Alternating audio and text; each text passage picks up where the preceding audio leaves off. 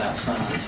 But that's the reason for the GPS, is for us, maybe someone from the Summerfield Youth Council, they volunteered their time, some folks, including myself, with the Public Safety Committee, go out. We're going to put these signs every quarter mile and we GPS them. We give that information over to County GIS, and they can actually put it into the CAD system. CAD system, that's when you dial 911. What pops up on their screen, wherever you're calling from. If it's by cell phone, probably about 30 minutes later, they might be able to get a GPS reading from that, but you're looking around 75 to 100 feet or more distance to where that patient may be out on a trail somewhere. There's been calls in the past couple of years, especially near the lake. GPS shows they're on one side of the lake and the patient's on the other side of the lake. We've had a man die of a heart attack down there. So we're trying to do things at a very low cost, around $300 or less for GPS just to go out and be able to do this. So that was we took it out of a line item and put it into the emergency preparedness funding. We felt like that's probably more better place to put it. As far as the generator, unless you got any questions, if you got any questions, please stop me. I just had one question. Sure. I just wanted to clarify. So the 300 is part of the 2,000, meaning the 1,700 would be the other supplies. Right. Okay. Right. We think that right now probably the biggest primary is going to be the trail signs. Trail signs aren't going to cost all that much. We don't think. Summerfield Youth Council is still going through with the wheel and measuring the rail trail, how many signs we need. That's a different issue that we just recently found something about going on within the county. But we're still going to have signs. Other thing we did find out about, you just don't place one sign on a post or even on a tree. We have to double sign, meaning if you enter a trail off of ABC trail and you start hiking that trail, you're going to see that sign. But if you enter that trail at another location and you're hiking the opposite direction, you won't see it, so we have to double sign on either side of this tree. But that's right, Dan, that 300 is part of that 2,000. Okay. The traffic cones and routing signs, we've purchased those materials on a pretty regular basis the last couple of years. Do we need more? The only thing about the routing signs is we've got signs to where if we have to open up a shelter at a church down at Shelter Road, we've got a map of where we're going to put our existing signs strategically throughout, like 220 Skelter Road, Oak Ridge Road, and so on. If for some reason, and it can happen, if we have to open up the center on, the shelter up on Lake Grant Road at Center of Church, we're not buying those signs. We're working on maps to where we're going to locate these signs, so we're not going to have enough. But really, that is more of a tertiary type issue we're looking at. In other words, if we run out of money, which I doubt we will in that $2,000, then we're just going to forget about those signs and not do them this budget year.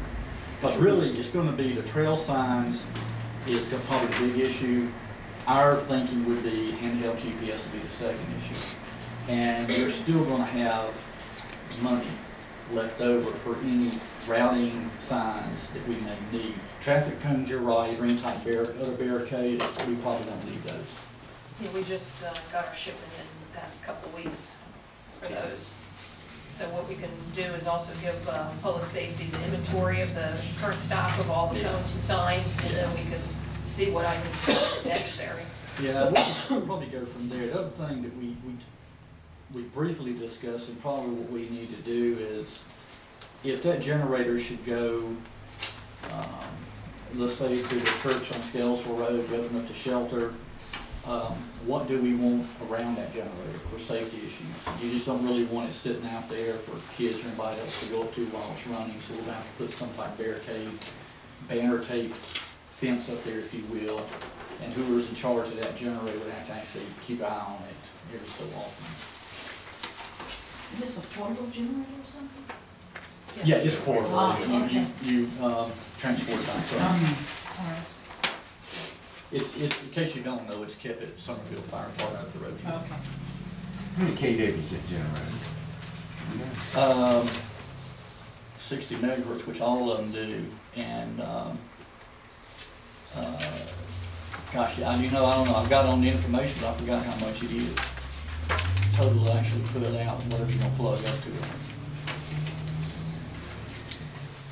it. Okay, now going down to the next one, generator, municipal equipment. All of that is really the generator.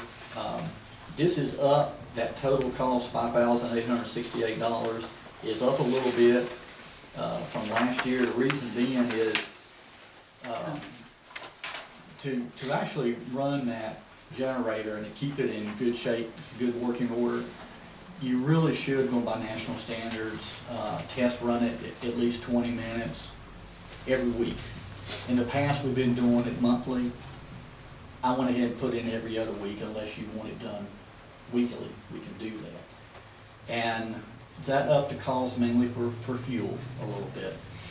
If that generator is not pulling anything, in other words, nothing's plugged into it, you're probably going to get, it's probably going to use 8 gallons an hour.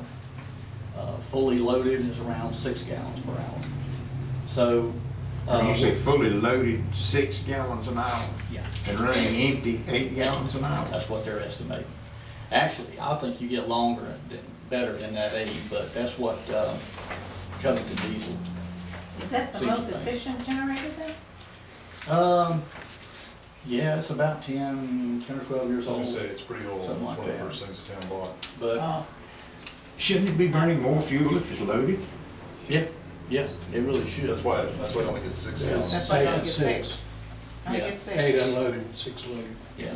Actually, when they say the 8, we've never really tested it because, you know, I don't know if you want to go out there and let it run for an hour or so and then measure the fuel in the tank, but I actually think it's probably better when it's better fuel if it's not loaded, but that's what's been told to us. So. What are we figuring per gallon for fuel this year? I think I kept it at $4.50 a gallon. There's a worksheet in there somewhere. I believe I still left it at $4.50. Probably should have raised it, but then again, you got to remember. Well, since you mentioned that's probably a good thing to do. If you have that worksheet under starting at number 2, $4.50 per gallon. That's diesel. Figuring 2 disasters. And went ahead and figured for 2 days run time and a month and 1 monthly run test. Actually, that should be twice monthly now. The numbers are right, but I didn't put twice monthly in there. Just do the math on it, work it up in the hours, and then I went ahead and figured out the cost-wise for fuel.